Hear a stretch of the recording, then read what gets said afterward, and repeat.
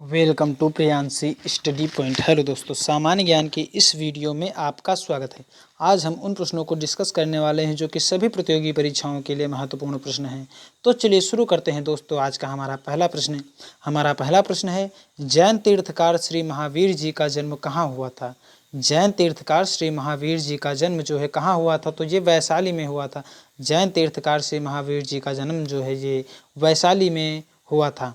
हमारा अगला प्रश्न है, भारत का प्रथम मुस्लिम शासक कौन था? भारत का प्रथम मुस्लिम शासक कौन था? तो मोहम्मद गोरी जो हैं ये भारत के प्रथम मुस्लिम शासक जो हैं ये मोहम्मद गोरी है। ये मोस्ट इम्पोर्टेंट प्रश्न है दोस्तों। हमारा अगला प्रश्न है, भूपटल में सबसे अधिक मात्रा में कौन सी धातु है? भूपटल में सबसे अधिक मात्रा में कौन सी धातु है? तो एल्यूमिनियम जो है, एल्यूमिनियम ये भूपटल में सबसे अधिक मात्रा में पाई जाने वाली धातु एल्यूमिनियम है।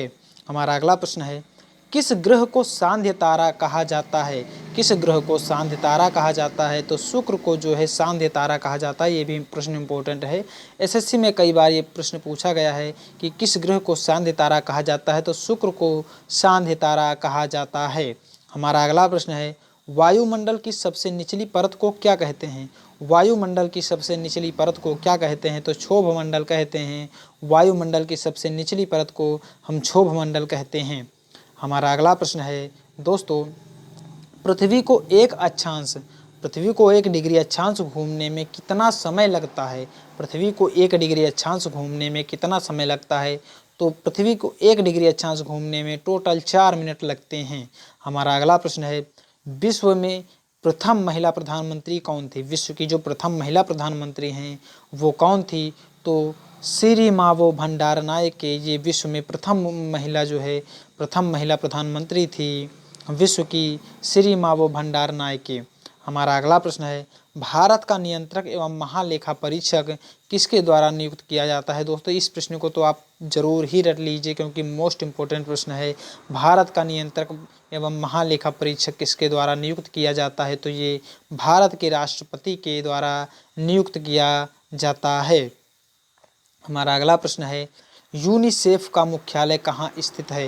यूनिसेफ का मुख्यालय कहाँ स्थित है? तो ये न्यूयॉर्क में स्थित है। यूनिसेफ का मुख्यालय जो है ये न्यूयॉर्क में स्थित है। हमारा अगला प्रश्न है, विश्व स्वास्थ्य संगठन यानी वर्ल्ड हेल्थ ऑर्गेनाइजेशन की स्थापना कब हुई? विश्व स्वास्थ्य संगठन वर्ल्ड हेल्थ ऑर्गेनाइजेशन की स्थापना कब हुई? तो ये 1948 में विश्व स्वास्थ्य संगठन वर्ल्ड हेल्थ ऑर्गेनाइजेशन की स्थापना हुई थी। हमारा अगला प्रश्न है, शरीर के आंतरिक अंगों का परीक्षण किस उपकरण द्वारा किया जाता है? शरीर के आंतरिक अंगों का परीक्षण किस उपकरण द्वारा किया जाता है? तो ये एंडोस्कोप द्वारा शरीर के आंतरिक अंगों का परीक्षण किया जाता है।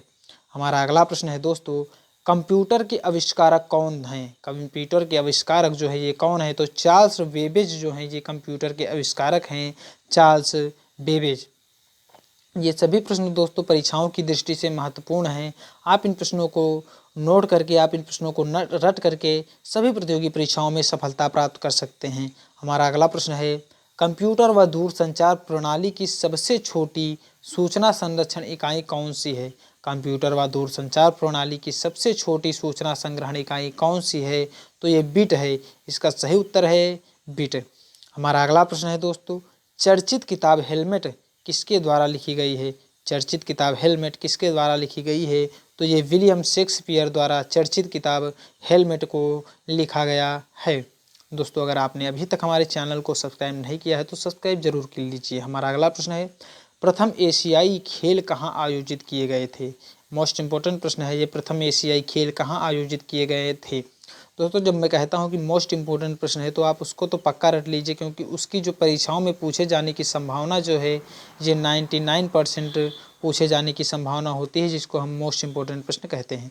हमारा अगला प्रश्न है, प्रथम यानी इस प्रश्न का उत्तर है प्रथम एशियाई खेल कहाँ आयोजित होते थे? तो ये भारत में प्रथम एशियाई खेल को आयोजित किया गया था, भारत में।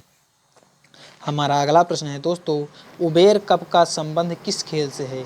उबेर कप का संबंध जो है ये किस खेल से है? तो ये विश्व बैडमिंटन महिला यानी उबेर कप का जो संबंध है ये विश्व बैडमिंटन से है और ये महिला खिलाड़ियों से संबंधित है। हमारा अगला प्रश्न है दोस्तों, नवयुवतियों हेतु राजीव गांधी शक्तिकरण योजना, नवयुवतियों हेतु राजीव गांधी शक्तिकरण योजना सबला किस आयु वर्ग की लड़कियों के लिए है? सबला जो है ये किस आयु वर्ग की लड़कियों के लिए है? तो ये 11 से 18 वर्ष की लड़कियों के लिए है। हमारा अगला प्रश्न है, प्रधानमंत्री राहत कोष के लिए अंशदान पर आयकर में कितनी छूट प्राप्त होती है? प्रधानमंत्री राहत कोष के लिए अंशदान पर आयकर में कितनी छूट होती है? तो ये धारा 80G के अंतर्गत 100% छूट होती है। धारा 80G के अंतर्गत जो है ये 100% की छूट होती है। आई होप दोस्तों ये सभी प्रश्न आपको समझ आए होंगे और ये वीडियो आपको पसंद आया है। अगर वीडियो आपको पसंद आया है तो लाइक कीजिए। अगर आपके मन